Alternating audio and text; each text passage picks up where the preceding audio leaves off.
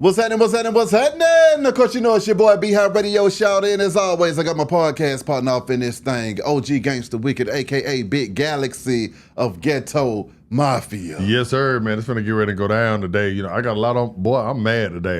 You know what? So now, I had DM'd you over the weekend, a conversation that Jermaine Dupri and B-Dot was having, talking about, ageism in hip-hop and where we at with it right now. JD was saying when he came into the game with Chris Cross, he caught hell because they were too young for the game. Now he is saying that hip-hop is at a point now to where, older gentlemen in hip-hop still trying to act cool with the younger folks, not keeping it real and saying that ain't what they listening to. Right. They still listening to the old school music. But then it leads to what happened with Meth and Red at Hot 97 when they brought two OG legend icon artists to the show, but then they didn't get a reception from the artists, well, from the audience that they thought they would have received. However, when I watched that, I was thinking to myself, it's the radio station's fault in that particular case. Because if you know that you have Method Man and Redman gonna be on this show, leading up to Hot 97 Summer Jam, you need to be playing Method Man and Redman on the radio, prepping your audience for what they're about to get. If you're going to use them to sell the tickets, make sure that you're prepping the audience for them and then also bringing their fan base out to the doggone show. Because a lot of these kids, man, first of all, there's so much music out here, Wick. Right. These kids can't keep up with all of this stuff. In the 90s, it was just a whole bunch of crazy music just to begin with. Right. It's 2024 now, okay? Right. So you compound all of that, and then you got it even more saturated with how many people are out now.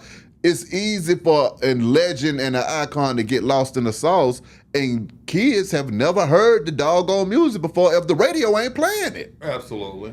Right. And I agree with that. And let me say this, there's a few things to this. When you sent me this over right here, there's a few things that came to thought. One, I want to say this to all my partners in Atlanta and the radio stations here, they kind of do the same thing too. But one thing I can say, especially with one I used to work with, y'all still would kind of, support. We still show the love and then, yeah. And there's here in Atlanta, there's kind of like a cult following for us old school artists. That's right. So I do want to get it out the way that it ain't worldwide. Yeah, that's in New York and Atlanta. You show up to a show. Correct. Yeah, Pastor Troy Fabo, Ghetto Mafia, every time they hit the stage, it goes down like the records came out, regardless if it's Winterfest, Birthday Bash, or A-Town, Music anything. Fest. So one Music Fest. So I got to show love to Atlanta because we do have a cult following. So once we do an old school show,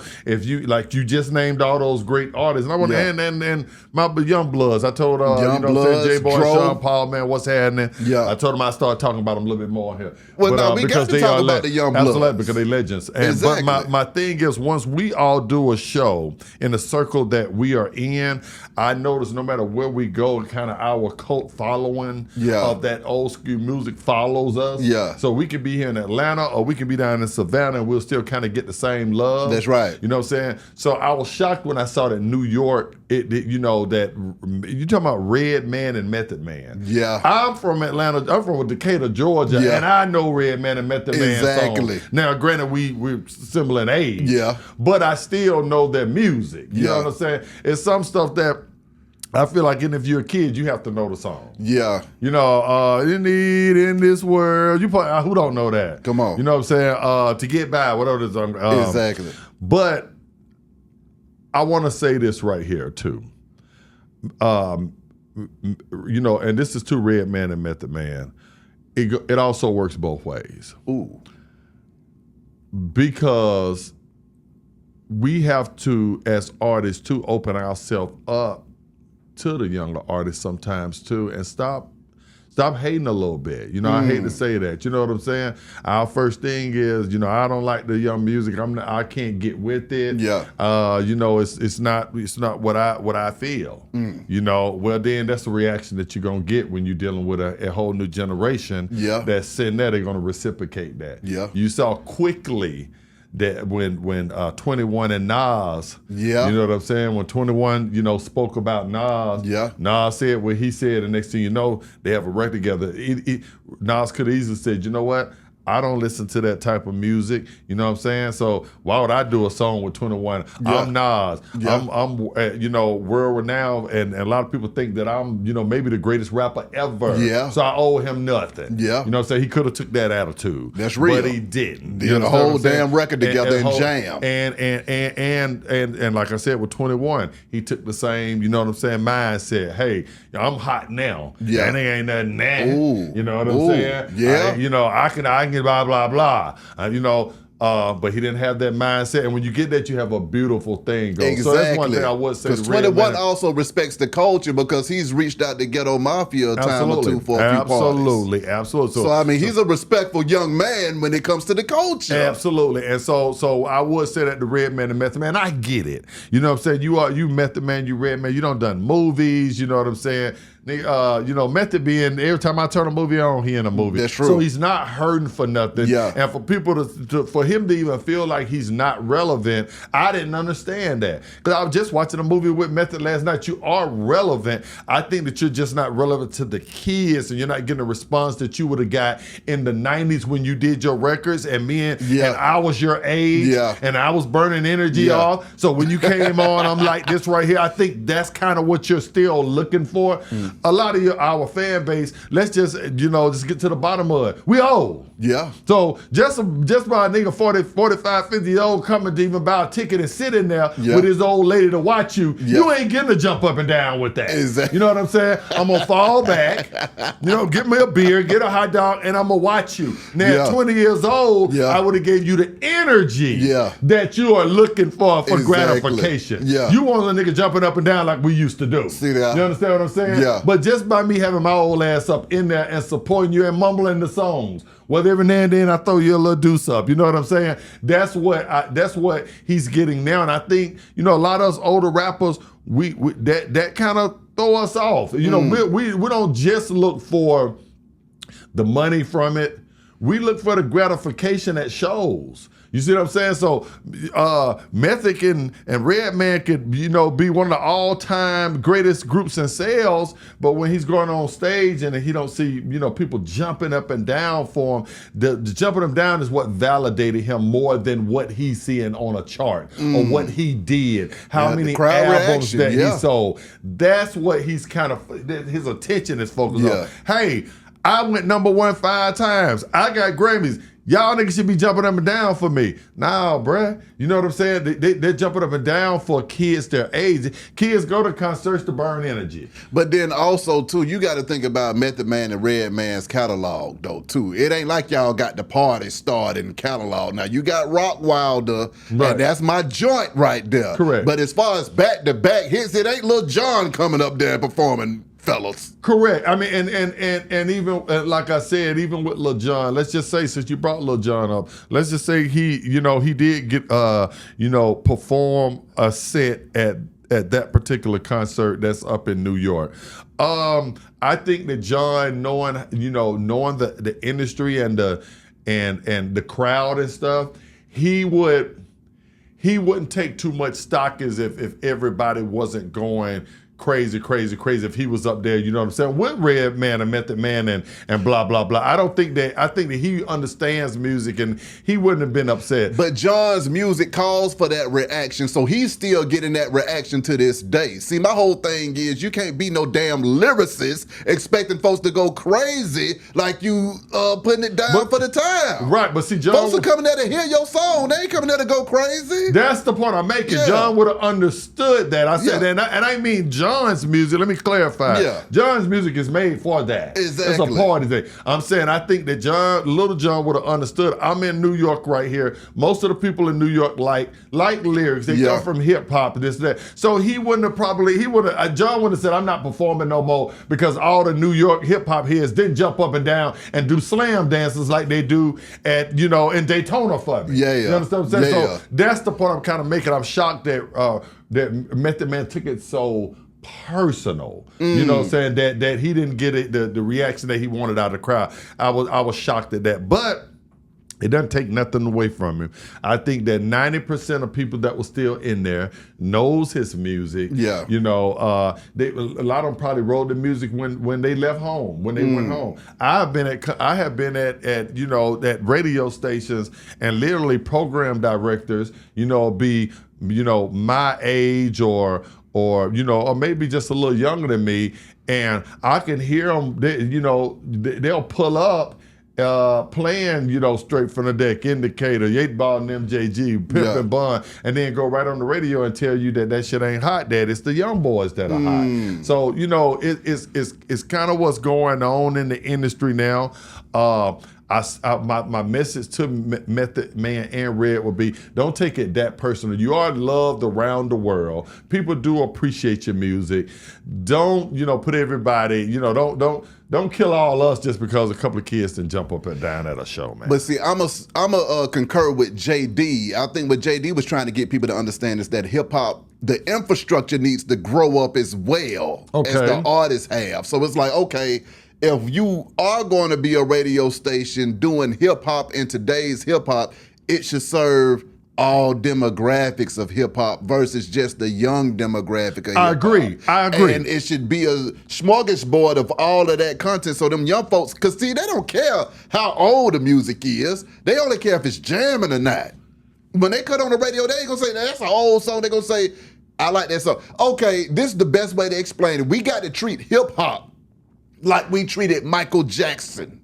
Right. Michael Jackson was something that got passed down from generation to generation. Absolutely. Even after he's gone, we still passing Michael Jackson but down. Michael Jackson was making new music till he died. Redman and Method Man are in movies. They're No. strictly Even trying though he to was live making off. new music till he died, we were still playing Thriller because in he stayed 2025. relevant. Because he stayed relevant through the new music that he's dropping. He's been dead for almost 10 years. No. And Thriller is still getting paid. But that's from his legendary stuff. He's become a unicorn. And that's what hip hop is. You have to make sure that all of the unicorns in hip hop, such as Method Man and Redman, their music gets passed down from generation to generation. To do their part that Michael was doing. Michael had just dropped an album and was going on tour before he died. Under duress, he did not want to do that. He still did it. Redman and Method Man ain't doing no new music. What the last album they don't had out? You know, they're not doing nothing new. You're trying to get a reaction from something you did in 1988 with kids that are in here right now. Beehive and Wick are not going to give you the reaction. We all as fuck. So make something with the kids if you want a bunch of jumping around. You got to get out there and get your feet dirty again. You're not hungry anymore. You're still wanting the reaction from something that you did in 1988. Even in sports, to get a reaction for Draymond Green or for Big Perkin, for all them to get the reaction that they want now when they walk down the street. You know what they do? They get on these brand new podcasts. They stay relevant. Big Perk ain't trying to live off what he did for Boston. Method Man is acting his ass off, and he's definitely still relevant, but he just doesn't have new music out with the young folks. Well, if he want to go to a concert and everybody jump him down for his old ass, then he need to drop some new music with some young boys. Those are Other than that, nigga, me and B-High, we gonna kick back like this at the concert. We gonna be listening to All I Need, kicking it. I ain't gonna be breakdancing for you. Right. Listening to you and Barry. This be at the concert right here with him and Mick. You know what I'm saying? Matter of fact, I was there. They didn't even know I was there. That was me in the back, Method Man and DJ like that right there. The hell you talking about? Yeah, I love Method and Redman. They've always kind of supported me when I seen them. So this is not a knock to them. I get it. I get what Jermaine Dupri is saying. Jermaine Dupri, kind of what he was saying behind that I took from it is that. I'm about to go all the way here. Keep on going. He's kind of feeling, Jermaine Dupri is kind of feeling the same way Method and Red are feeling. He's basically almost saying that that the old school artists are being alienated. That's why we're not getting a reaction from the crowd. That's basically what he's saying. Now, why we're not getting a reaction when we go out and we do these concerts because the records are not spinning anymore. Is that basically what you're getting from Jermaine? I'm getting that, but I'm going to take it a step further than what Jermaine took it. These are the facts, and this is what needs to go on with hip-hop. In order for what Jermaine was saying to make more sense to me, this is what I've been screaming. It's time for the infrastructure to grow along with the culture, okay? It's like, Hip hop is still trying to ride on a three-wheeler, a little tricycle, instead of going ahead and getting the Harley Davidson and riding out on it. And what I mean by that is the labels. When the labels are looking for artists to sign, now it's time for you to go back and re-sign some of these niggas to a new contract and start it over again. I agree with that 1,000%. And you know what? You took the words out of my mouth because I was just about to say on my creator, I was finna say, these guys like Jermaine Dupri, who up there arguing about the industry and how it's going right now, time they get an opportunity to make a difference in somebody's life now, they're getting the young kids. They're going to get the Sexy Red. They're going to get my niece and nephew. They're going to get, so you can't have it both ways. You're not pumping nothing back into the old school artist, but you the first one yelling from a mountaintop that the old school artists are being wrong. You're part of the problem. Show me an old school artist. Show me an old school artist that a lot of these OGs that you know have power, and I want to isolate anyone. The Dr. Dre's or the Puffies, you know, he's in trouble now, but and the 50s and the Jermaines. If you're not messing with the old school artists, then don't sit up there and try to be a spokesman for it and act like, because what I think a lot of them are is they act like they're speaking for the old school culture, but in reality they're speaking for themselves. Oh. You know what I'm saying? Ooh. They ain't really got no love for the old school, because they don't want to see Wicked win. They don't want to see 8 Ball and them JG them back there winning. They don't want to see goddamn Pep and Bun them better. Bun had to go out and start making some hamburgers and stuff. Ain't nobody trying to go, hey Bun, come on man, let's goddamn drop this. Bun was still dropping records and still dropping hits. So don't you ever go there with Bun B. No. Trill Burgers is one of the best selling burgers in this damn country. That's the point I'm making. You arguing my same point. I just wanted to be there with you. I wanted to make sure we was here when it came to the Bun. You just wanted to cuss me out. That's all you be wanting to do. I had to do that for you, Buzz. You know it won't be no You're making my Bun B. point for me. You're making my point I'm making is he has created a path himself by going and opening Trill Burger, by keeping and dropping major label deal, which he deserves. By keep dropping down. I just said a minute ago that instead of these old school artists not Red and Method them not dropping those songs, but wanting a reaction, Bun is just the opposite. He's showing you that, you know what, I'm gonna keep dropping music. I'm gonna open up these Trill Burgers. Come on, diversity. Correct. Yeah, I'm so with therefore you can kind of feel it in, you know, when he doesn't show us something. It feels still relevant. It still feels good. Plus we might get a hamburger from him. Well, see, I'ma just be real. I'ma just need the industry to take our lead once again from this conversation, because when I started interviewing the OGs at Hot 107.9 back in the day, folks was looking at me crazy. Now it's the thing to do. I don't know. Everybody got a show. OGs, everybody want to do podcasts. It's the thing to do now. But by taking that chance, I extended the careers of myself and every damn body else I was working with at that time. Because I saw the future. It's time for the music industry to do the same thing. It's time for all of the radio stations across the board to do the same thing. And encourage unity in the culture and open it up to all the damn demographics, and let's get this money and bring folks, because it's folks sitting at home and nothing to do. Well, see, folks turn on the radio with nothing to listen to.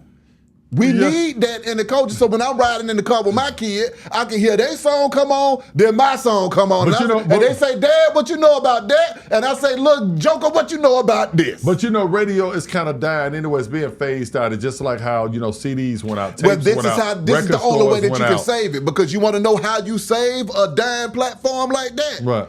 You put it back into the hands of the people that actually used it. Right. We grew up listening to the radio. Right. So we'll still listen to the radio. We will. And by default, by us being in the car with these kids, we're going to say, hey, man, take that aux cord out. They playing my joint on the radio now. Right. You see what I'm saying? But I mean, how long does that last? But it'll transition the young folks, it'll integrate them into what the hell the new programming is. Well, I think the new programming is social media be high, and here's the problem. Why would I sit there and listen to and give, you know, sit there and listen for a song to come on the radio for a whole weekend, when, you know, once I hear a song, I can play it on YouTube and all the Apple Music and all these platforms a million times. By Monday, it's old to me. I don't want to wait for it to come on the goddamn radio. See, we had to wait because we didn't have an option to be able to get our feel of those particular records right there. And it has affected the old school also, because I don't need to wait on Method Man's record no more. I don't need to wait on Nas's record no more. Time it drops, I go straight to one of these platforms. I play it to death for 2 days, and then I don't move on. But I might even be in my car for 2 days. You understand what I'm saying? I park myself, I might ain't be in the car. So I think that a lot of stuff, it's not just one particular thing that has hurt hip hop. It's a mirror of things. But the one thing that can solve it is old school artists, program directors, old school heads, industry motherfuckers fucking with the kids, not going against them. Going against them, making it a two-way thing. Well, why they ain't doing this for me?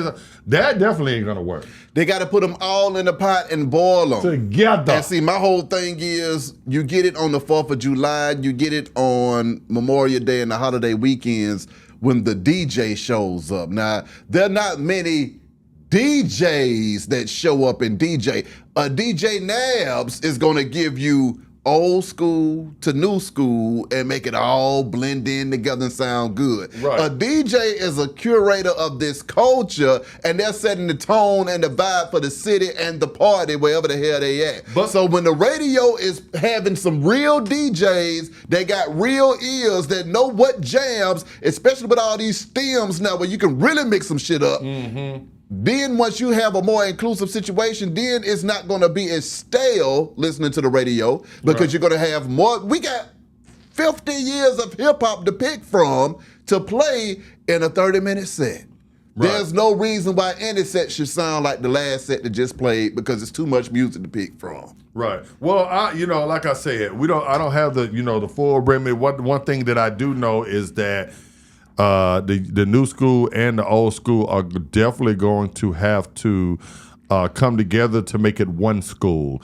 I noticed that we always, when we do shows, every promoter, what's up, Stone? All the promoters and stuff, Stone! they label it right off the rip.